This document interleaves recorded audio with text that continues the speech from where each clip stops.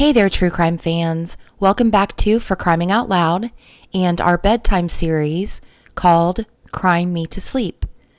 We've been reading while Idaho slept, and this is the 5th episode. So if you're new here, make sure to subscribe.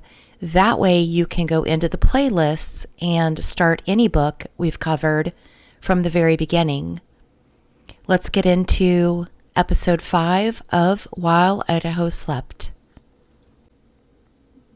Part 4, Chapter 18.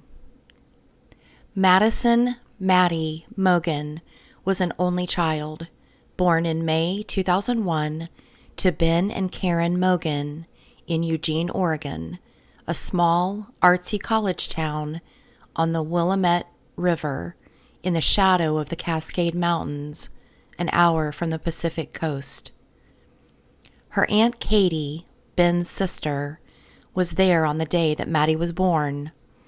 Even in the hospital, just a few hours old, Maddie had the cherubic face, dimpled smile, and sparkling eyes that would stay with her throughout her life. Aunt Katie instantly fell in love with her niece.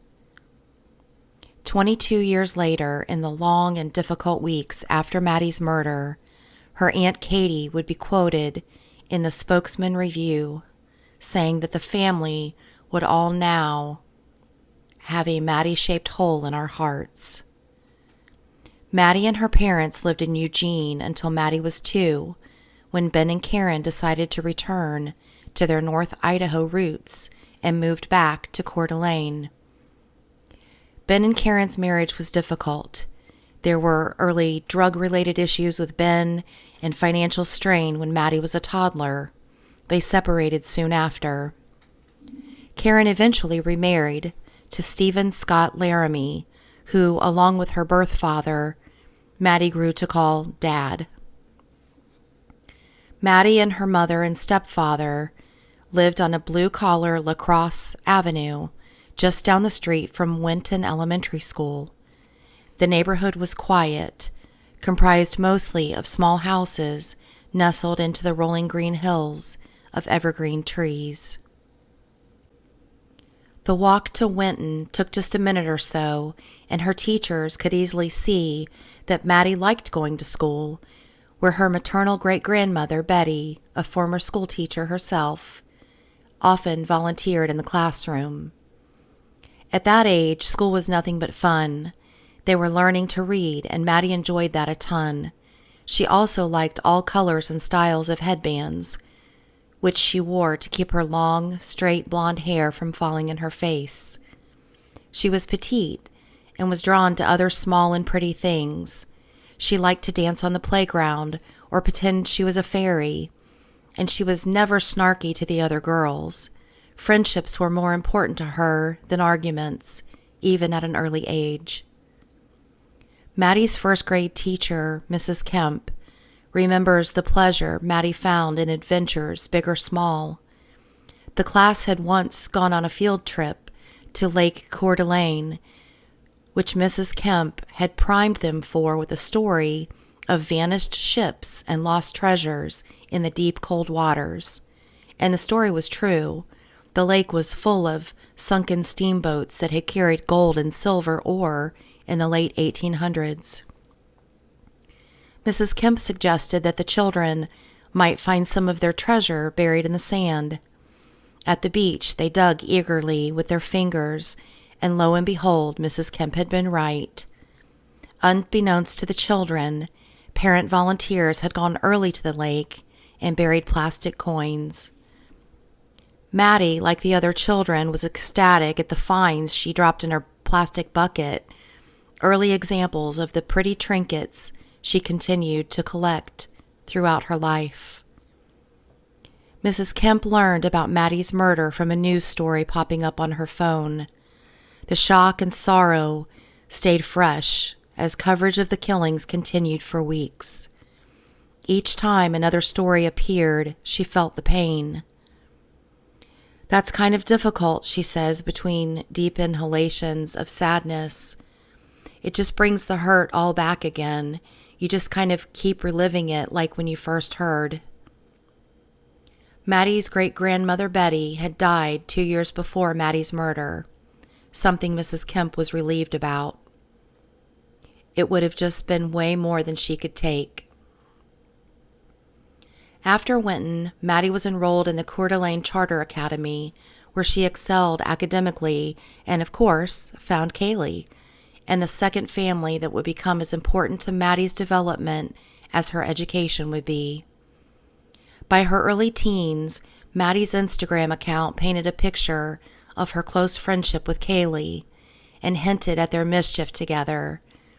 Beneath a vacation photo of palm trees, when the girls were 13, they chatted in the comments.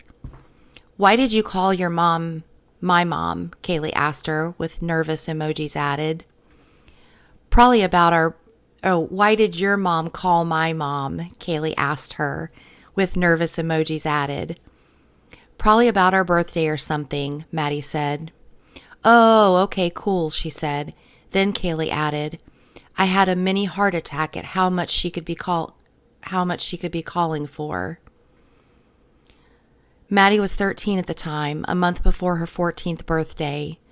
They were just kids, with Kaylee worried about the two of them getting caught at something, the way all kids worry, but in the tailwind of a tropical getaway. She posted another photo that year, an extreme close-up of one side of her face, pressed to one side of Kaylee's face.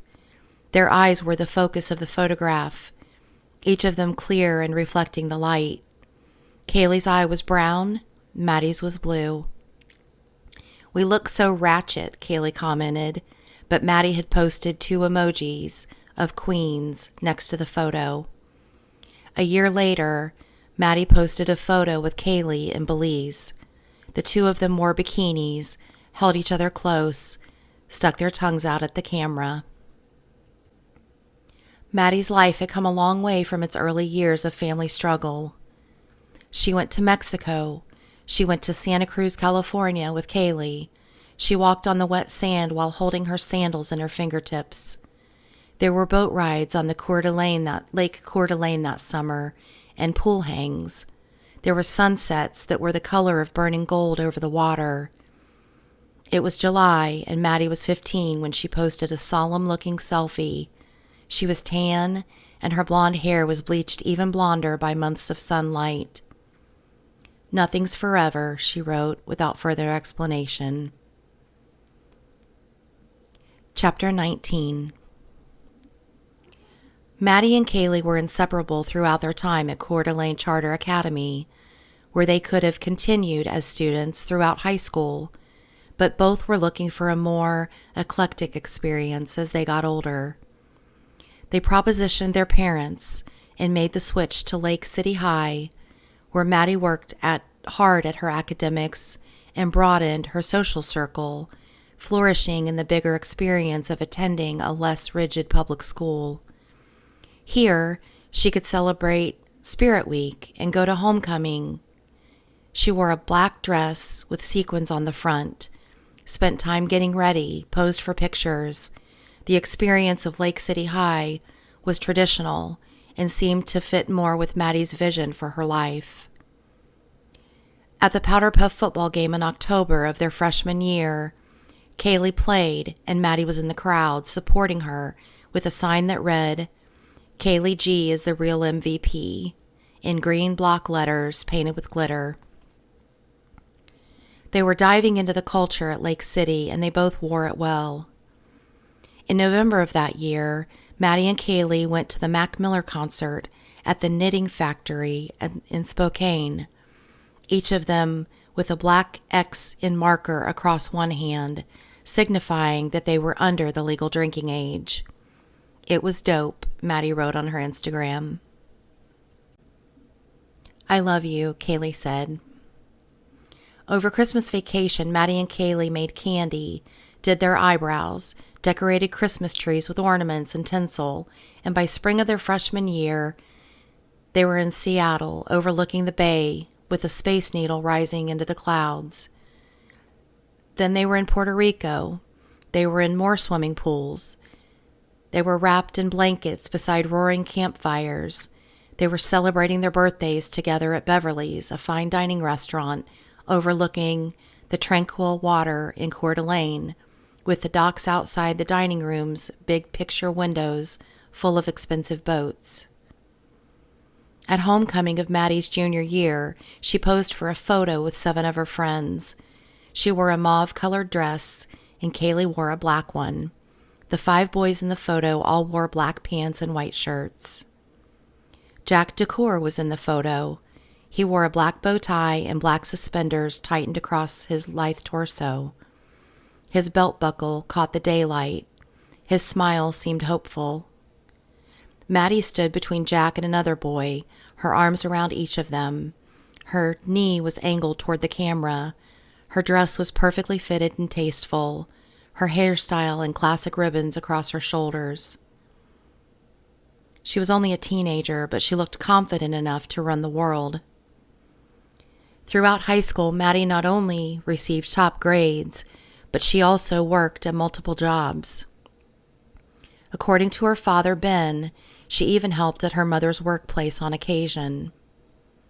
Karen Laramie had been general manager at the Baymont Inn and Suites, a mid-scale hotel franchise, and she later worked at the Coeur d'Alene Golf and Spa Resort, a 338-room hotel on Lake Coeur d'Alene with 5-star dining, golf packages, and a full salon and spa. Maddie and some of her friends had cleaned the hotel rooms at the Baymont one summer, bailing her mother out during a staff shortage. Maddie took pride in helping and in doing what was right. In Donna Staub's English class, Maddie's first assignment was a reading autobiography. Students chose a book they felt personally connected to and explained why. Maddie chose To Kill a Mockingbird, which she felt attached to because, according to her essay, it had taught her to always take the high ground even if people look bad on you for it. Although her parents had been divorced for years, things were amicable, and Maddie remained close to both of them. She and her mom even wore silver matching rings. If there was leftover strife in the family, you wouldn't know it from Maddie's Instagram feed, where nearly every photo she posted showed her looking not just insta-happy, but genuinely at ease in the world. The past was mostly just the past, after all. She rode on boats and rafts, stood beside railings overlooking ripples or tides or long sandy beaches, usually while accompanying the Gonzalez family. She was in Cabo, she was in Waikiki, she was in Grand Cayman, or she was happy with her friends in snapshots from high school, but also when she got to college. Maddie and Xana in front of a white curtain with pink hearts on it, holding hands and grinning. Pink balloons floating nearby. They held hands and their smiles were wide and white and magnetic. Or Maddie in a pink skirt and pink and white cowboy hat in front of a pink metallic fringe background designed for taking photos. Maddie's skirt looked like it was made of the same material, like she wasn't just celebrating, but knew how to wear the celebration too. Or Maddie posed with Bethany Funk, a new Pi Beta Phi, a year younger, who would later become her downstairs roommate at the King Road house, each in pink sweatshirts for a photo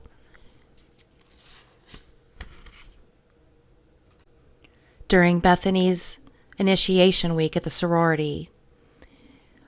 Maddie smiling in the photo with her new sister, like it was the first day of spring, no matter the season. On her Instagram, Maddie posted, "Never be a prisoner of your past. It was just a lesson, not a life sentence." And later, "It's not all sunshine and rainbows, but a good amount of it actually is." If there had been strife, she wasn't letting it get her down. Ben Mogan eventually got remarried to a woman who had her own struggles with drug addiction, as well as a criminal record that included earlier felony charges for an incident of theft that would haunt her record and set her up for probation violations. In middle age, her addictions led to arrest for possession, and she was briefly incarcerated at the time of the King Road murders. Ben would soon have a lot on his plate.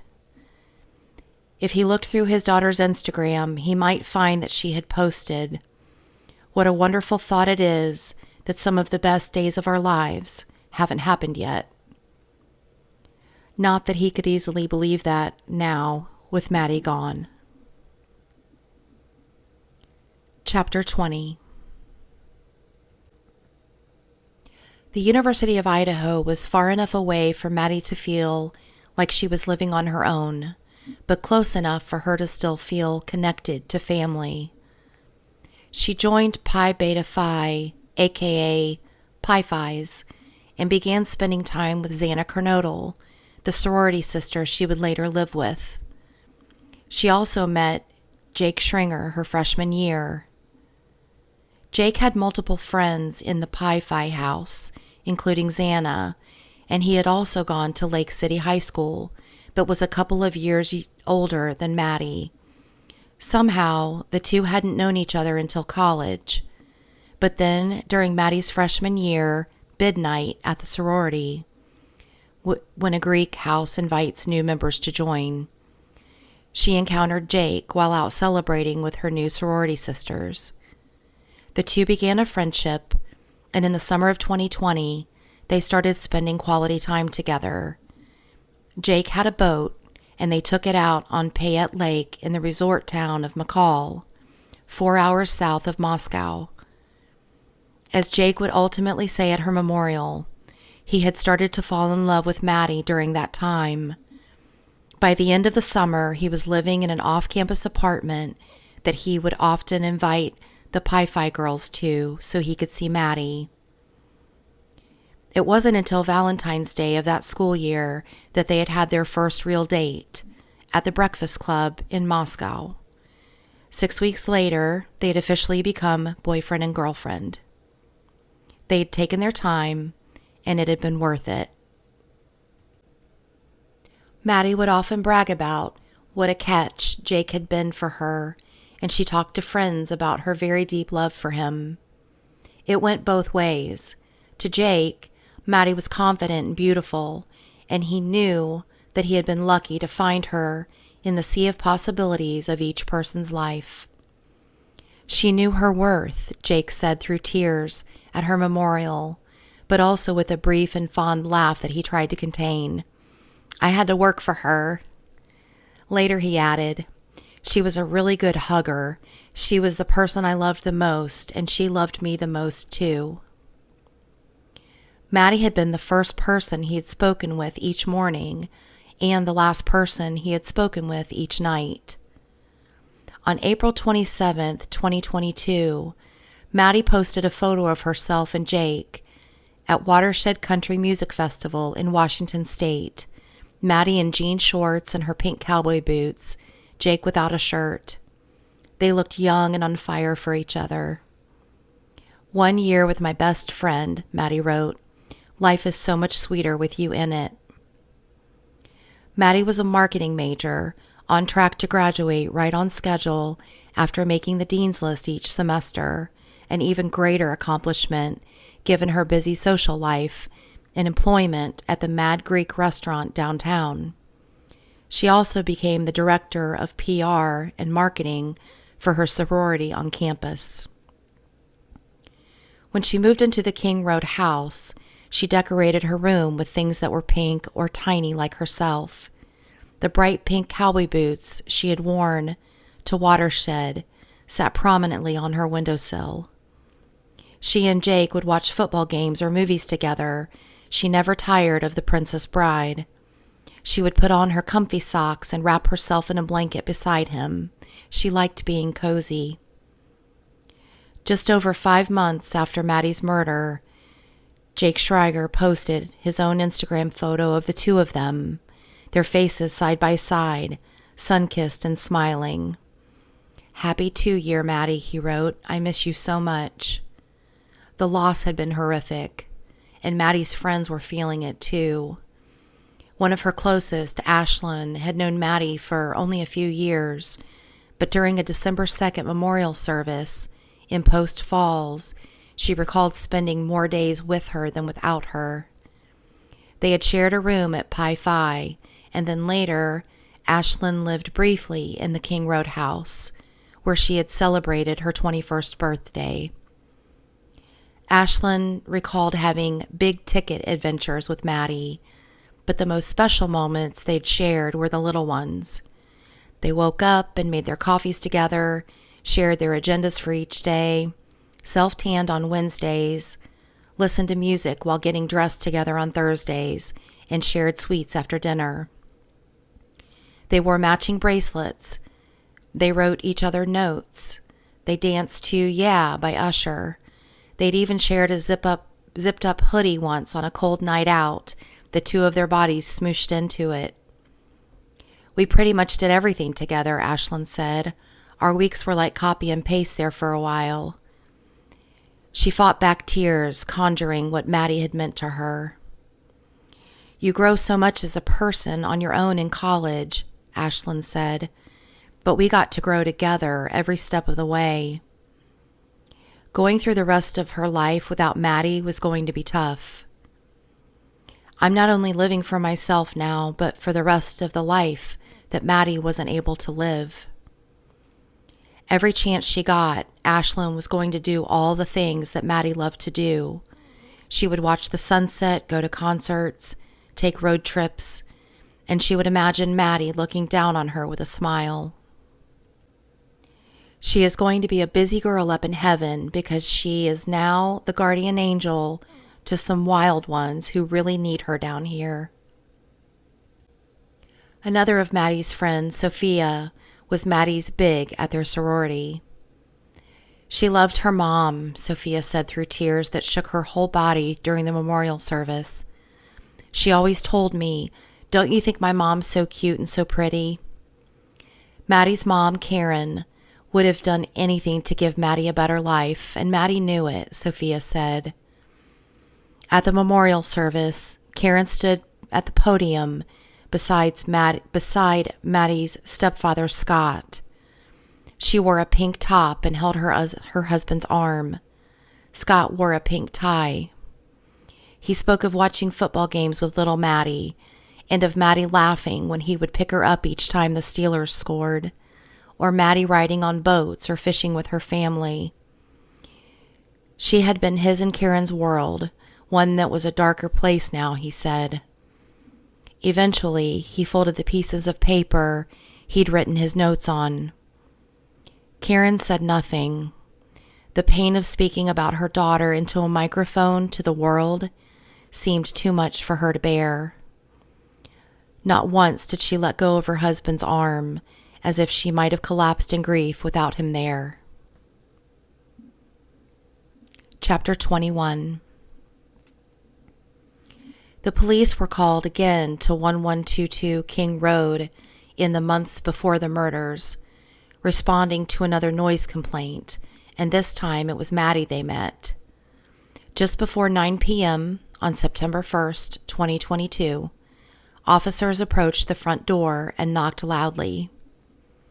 The lights in the upper bedroom windows were like glowing white orbs in the night, and the downstairs bedroom windows had thin curtains pulled across them.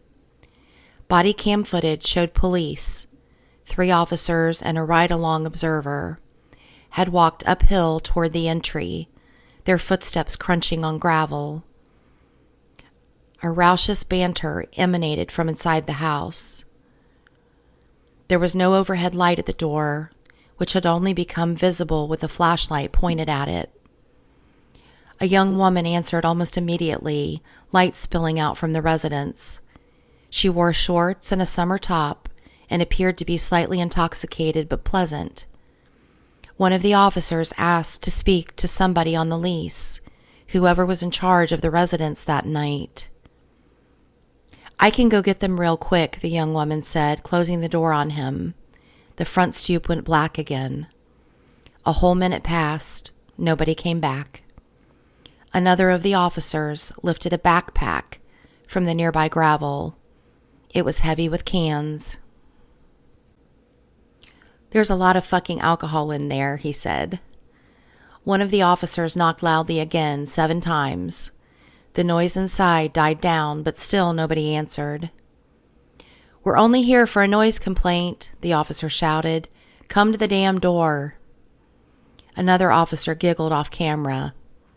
Soon, all 3 officers circled the outside of the home, shining their flashlights. "We're not leaving," an officer shouted toward a box fan ticking from a second-floor window. They'd seen shadows cross the room. He shined his strobe through it, but nobody came to the window. "We can also see you," another officer shouted through the window. Through a crease in the curtains of the front-facing kitchen window, another officer's body cam footage showed a set of golf clubs. Months later, the bag and clubs would be tagged as potential evidence, their removal from the house streaming on most major networks. The clubs and a mattress stained with blood. Hunter Johnson and another student eventually answered the door for the police. Hunter with his white necklace, a polo again, eyes bright and wide. The other boy with the floppy hair and a t-shirt. "So I just looked for everyone that lives here, and they're not here right now," Hunter said. "No one's here that lives here at all?" The disbelieving but practiced officer waited patiently. "No one's here that lives here," Hunter repeated. Another officer interjected. "So everyone here is trespassing?" "Well, no one here that's trespassing, but no one's here that lives here right now. I have no clue where they went, no clue." Hunter's mannerisms and speech suggested he wasn't sober. "They left and went over to some other party," his friend spoke over him. He, too, wore a white necklace and had a surfer boy look. "Who does live here?" another officer asked. "What are their names?" "I'm not exactly sure," Hunter's friend said. "I live across the street. I just came over. I haven't drank a drop." "Male, female?" a cop with a beard asked. I think it's mainly females," Hunter's friend said. "I think it's like 4 females. Hunter said nothing, shaking his head as if he didn't have a clue. "What sorority are they affiliated with?" the officer asked. "I don't know," the other kid said.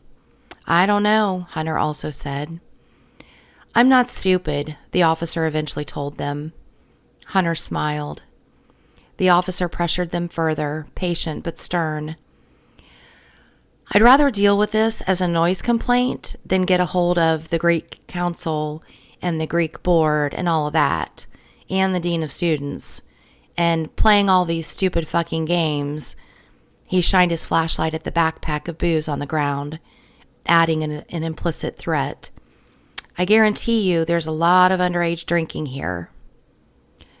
"Do you want us to try to get a name or a phone number?" the boy with Hunter asked. "If you could," the cop said. The 2 boys went inside. The cop started emptying the backpack of its alcohol, opening and then pouring what looked like a dozen cans of Truly vodka seltzer into the weeds. A few moments later, Hunter Johnson returned and held out an iPhone to the police. Maddie Mogan's name was on the screen, glowing in the dark in Hunter's hand. An officer took the phone and put her on speaker. "Can you hear me, Maddie?" "Yes, I can hear you." Her voice was like Kaylee's talking to the police, business casual and sober sounding.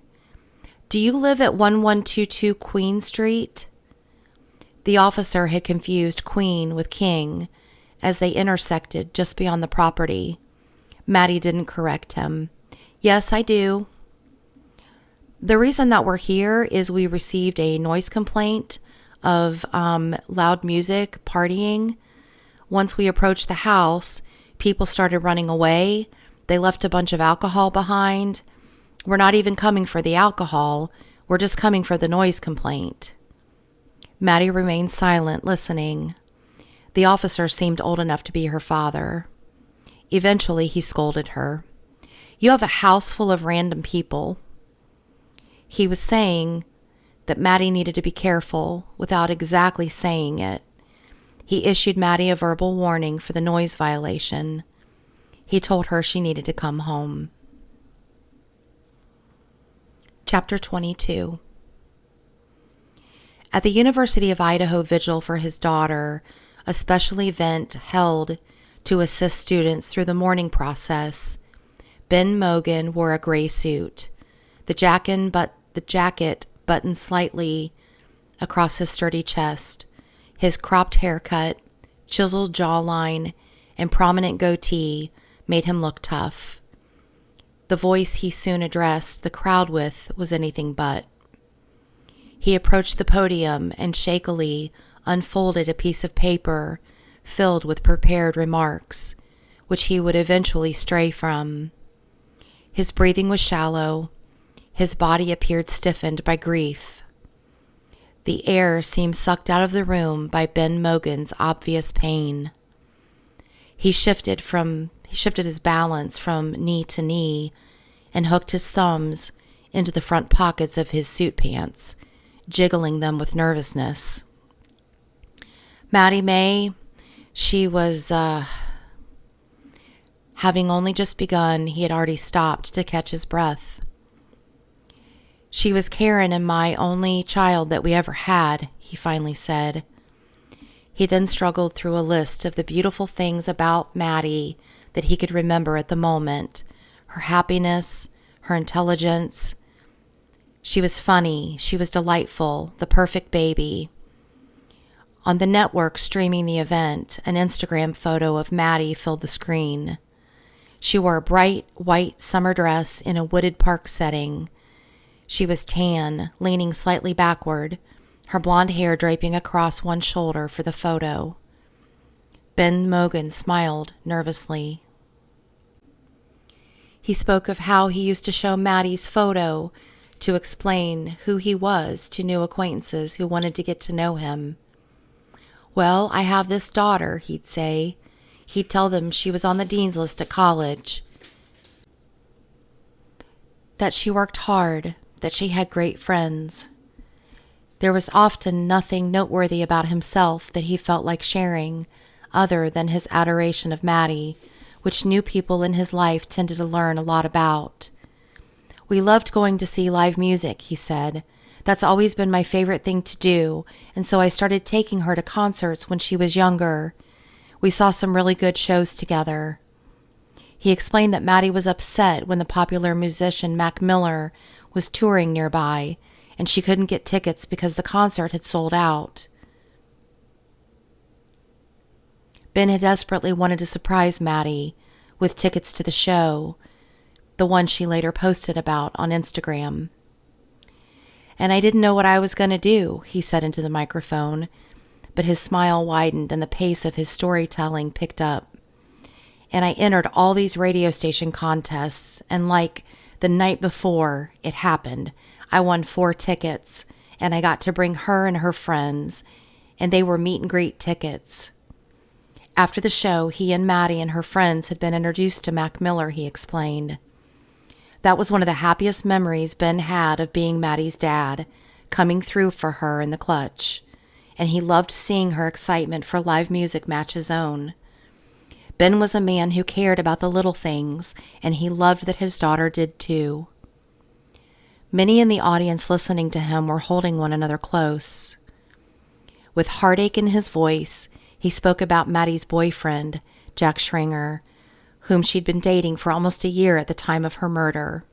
It was her first real relationship. "I'm so glad that she got to have at least a little taste of what it's like to be in love with someone." And, he choked on tears. "He's just a really great guy. They treated each other the way you're supposed to." And, more tears came, but he pushed through them. I was really proud to call him my daughter's boyfriend. And maybe someday they would have gotten married, you know? He looked downward and then added without looking up, "It seemed like it, at least," he said. After the vigil, Maddie's father returned to his home, full of acoustic guitars, the 2 jobs he worked, the counseling sessions he attended. He'd been at the movies by himself on November 13th when Maddie's mother called to tell him about the murders. Because he was in the theater, he hadn't responded right away. Then his own mother called, and he knew something was wrong. He and Maddie's mother had cried together that day on the phone. The horror was unspeakable. The first Christmas without Maddie was excruciating. The snow had been falling like crazy in North Idaho, but he couldn't even enjoy its beauty. His girl was gone, and no one knew who had taken her life. Eventually, Ben walked into a tattoo shop in Spokane Valley in Washington State, just across the border from Coeur d'Alene, and sat down for his first tattoo ever. A set of angel wings to match the tattoo Maddie and several of her sorority sisters had gotten. His father and stepfather, both in their 70s, joined him. In the tattoo parlor, they rolled up their shirt sleeves. Within minutes, the small black stencil of Maddie's wings had been inked into Ben's arm. Well, that wraps up episode 5 of While Idaho Slept. If you are enjoying this content, please make sure to hit the like button and subscribe so you don't miss the next episode. Also, if you'd like to reach out to me, you can contact me through my webpage at forcrimingoutloudshop.com. And while you're there, go ahead and take a look around. There's a lot of fun stuff for us true crime fans. Thank you guys so much for being here. I truly appreciate your support in this new series, Crime Me to Sleep. Till next time, good night.